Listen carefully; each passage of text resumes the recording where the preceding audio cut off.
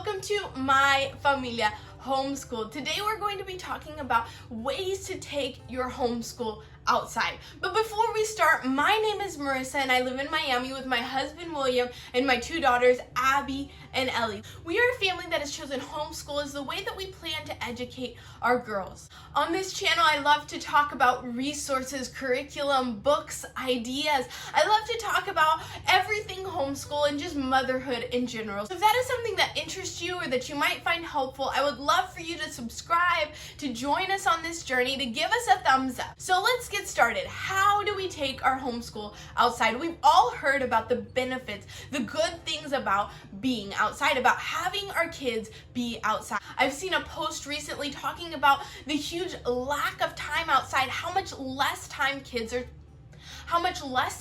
spending outside lately. But if we really want to be more intentional about the time that our kids spend outside, if we really want it to be larger, longer, more, there's some planning and some intentionality that has to come on our part. So I'm going to talk today about some methods, some ways that you can plan ahead in order to spend more time outside with your kids, in order to take your homeschool outside. The first step would be create an outdoor workplace. I say the word create, but I think the better term would be determine or choose. For some people, this may be their backyard. That's a dream of mine. I love to have a huge backyard with lots of green space where we can set up cozy little areas where we can do homeschool. But that's not my reality. Right now, we live in a big city, we live in an apartment, and we don't have a big green space that is just ours. And so for some, that outdoor homeschool space might be on their patio or might be in their backyard, and you can set up some tables and some chairs where you have that space to be able to homeschool outside. But for others, we might have to be a bit more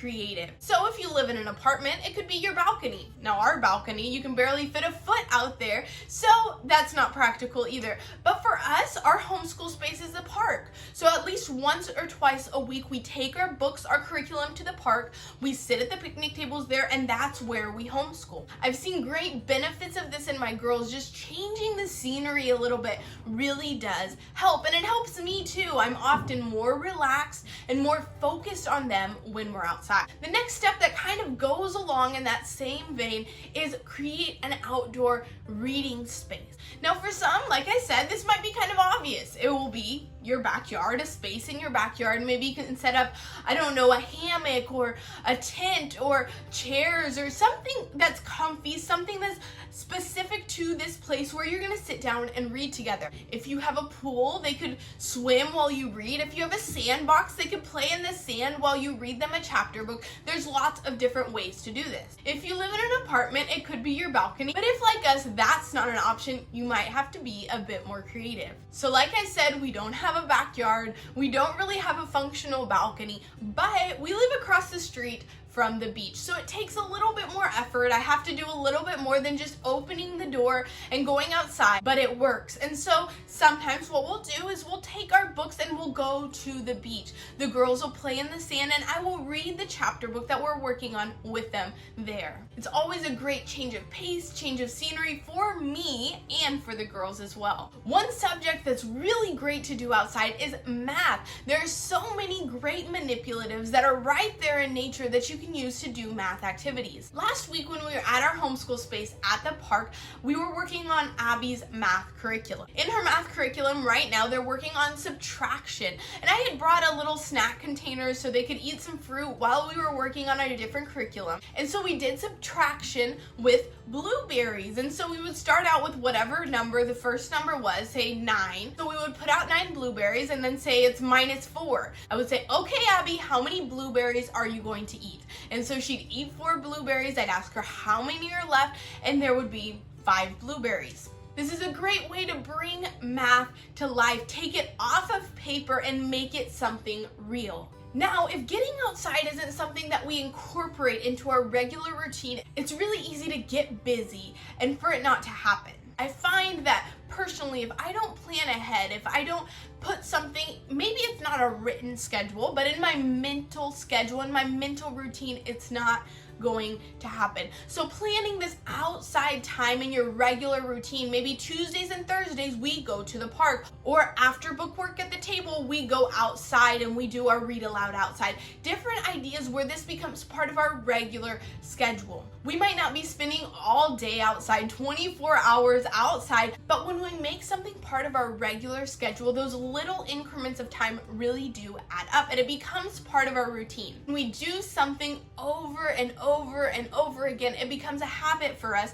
and much easier to do time after time after time. Another tip or idea that I've found to be super helpful in actually making these things happen, making these times outdoors happen, is preparing the materials beforehand. So if I have planned in my schedule to take an art activity outside, I find it so helpful to prepare those materials beforehand. The next day I might wake up and I see a gajillion things to do. So many things that have to be done within my home. But if I already have those materials ready, I already have them in a bag, I just have to pick them up and leave the house, it's so much more probable that I'm actually going to do what I plan to do. If my plan is to take curriculum to the park and do it there after an extracurricular that Abby's finished with, it's much more probable that I'm actually going to follow through with my plan if I already have the books in my backpack ready to go. So I found that making a plan but then preparing for that plan beforehand makes it so much easier for me to follow through with adding outdoor time, outside time into our homeschool schedule. So we've planned for it, we've prepared for it, now we're outside. Now what do we do? Well, I'm going to share some ideas, some things that I've found to be super fun and super educational that we've done outside. The first thing on the list is anything messy. I love to take anything that could potentially be messy outside. That could be an art activity, it could be a sensory activity, it could be a science experiment. The great thing about living in Florida is we can be outside pretty much all year round, so that makes things a little bit easier on that side. But I love taking our art projects outside. When we're at home, I'm pretty relaxed, but still kind of it stresses me out when I see my table getting dirty, I see my floors getting dirty. I know I can clean it up, I know it'll wipe up pretty easily, but it's just something else on my to-do list that I have to do. When we're outside, those worries go away, those worries are just gone, and so I'm able to enjoy the activity, be engaged, be a lot more relaxed. Another thing we love doing outside is nature study. As I've mentioned before, we recently finished a tree unit, and so we loved going to the park to experience what we were learning in the books in real life. We would be able to touch the roots, touch the bark, see the leaves, see all these things that we're learning about in these books in real life. To go along with that nature study, something that was super awesome, super fun, and really educational, really great learning was our nature journal. Now for nature journal, I don't know, sometimes when I hear about it, I think it's for bigger kids because there's writing involved, you know, it's a journal, there's writing involved. But I was able to implement this with my 5-year-old and my 2-year-old. And so what we had was just a simple notebook with blank pages, and they would draw pictures of what we would see outside. So as we were studying trees, we would go and look at different trees and they would draw the roots, they would draw the leaves, or we would stick one of our pages on a tree and trace over the bark and see the textures of the bark, or trace over a leaf and see the textures of the leaf. This was an activity that they really loved, and I saw it as a great way to take what we've been learning and process that information. Another great thing about getting outside is it automatically makes kids more active.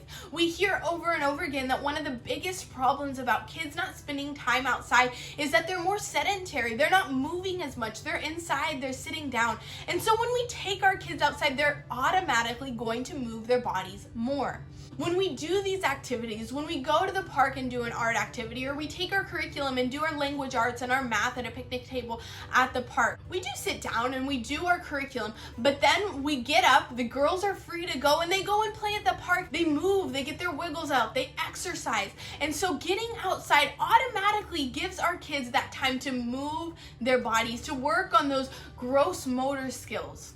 Another thing that's super easy to study, to learn about while we're outside are the weather and the seasons. They kind of go hand in hand. Now, if you live in another part of the United States or another part of the world, getting outside and experiencing each and every season can be so beneficial. Experiencing the falling leaves in the fall, experiencing the rain and the growth in the spring, experiencing the bitter cold and the snow in the winter, and experiencing all the new life in the summer is so great. Now, we live in Florida, so we don't really have 4 seasons. We kind of have summer all year long. It gets a little bit cool in the winter a couple days, but it's definitely not continuous. Like, we've had days in the 80s in January and February, so we don't really have seasons. But one thing that is pretty particular, pretty specific to our weather is we get hurricanes. So a couple months back, a hurricane came through Florida. It didn't hit too hard in Miami. It was further up north, but we got some weather from it. So we got some wind, we got some rain, we got some crazy looking skies. And so what I did is I took the girls outside and we felt the wind. They played in the rain. We laid on the ground and we looked at the sky. And it was a great way to see that kind of weather in real life. These are things that most kids in early elementary are learning about in their science curriculum, and being able to get outside and experience those things in real life is so beneficial. And my last idea for an outside time activity is map work. So maybe you can make a map of your backyard or of your neighborhood and maybe do a scavenger hunt, have kids go and look for things, or have kids go and find different areas within the neighborhood. If your outside time is at a park, a lot of parks already have maps made that they give away. And so grabbing one of those maps and finding different things within the park. It's a great skill that kids need to develop, and it's not used quite as much nowadays, but it's something that's really good for them to be able to develop those directional skills, those map skills, and it's really fun. Most kids find it super fun to be able to develop those kind of things. Most kids find it really fun. They feel like they're on a treasure hunt using those maps to find different places, different things within an area. So in conclusion, is it easier to sit at our table and just do our curriculum there, get it done with, and get on with the rest of our day? It feels like that. It really does feel easier to just get things done, to just stay home. A lot easier than preparing these materials, getting the kids outside of the house, planning something, scheduling something else in our brains. It does seem more difficult. But when we do take those steps, when we do prepare, when we do put it inside our daily routine, there are benefits all around. There are benefits for our kids. A lot of times when they're outside, they're more engaged. They're able to move their body. They're able to meet their sensory needs. They're able to see things in a different way with a different perspective in real life. But there's also so many benefits for us. Like I said, I'm so much more relaxed a lot of times when we're outside. When we're in the home, we see the dishes, we see the dirty floors, we see all the things that need to be done.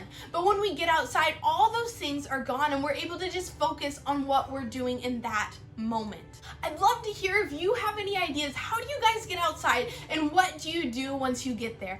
I'm always looking for new ideas, new things, new activities to implement during our outside time. So share them, send me a message on Instagram at My Familia Homeschool, or comment down below. If you found this video helpful, if you enjoyed it, give us a thumbs up and subscribe so you can join us in our next video with My Familia Homeschool.